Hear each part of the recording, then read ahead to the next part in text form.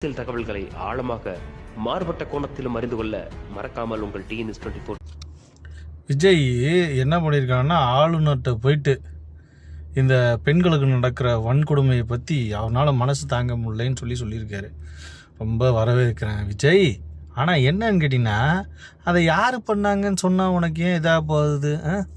அதுக்கு ஏதாவது உருட்டு தெரியலையா? யார் பண்ணாங்க, எந்த கட்சி பண்ணுச்சு, அந்த உருட்டு அதெல்லாம் வந்து சொல்லக்கூடாதா? அதெல்லாம் சொன்னால் உனக்கு ஏதாவது இந்த 250 கோடி கிடைக்கிறதுல ஏதாவது பிரச்சனையாயிருமோ? எனக்கு புரியல விஜய். எப்படி இப்படிலாம் உருட்டு உருட்டு உருட்டு உருட்டு உருட்டு உருட்டுன்னு உருட்டிக்கிட்டு இருக்க? இன்னும் மக்கள் அதை நம்பிக்கிட்டு இருக்காங்க. என்னதான் பண்ணுறது? சினிமா நடிகன் என்ன பண்ணுறது? நீ உருட்டுனா நம்பி தானே ஆகணும். அப்படி தான் நம்பி ஏமாந்து போய் இத்தனை வருஷம் தமிழகம் நாசமாக போயிட்டுருக்கு விஜய்.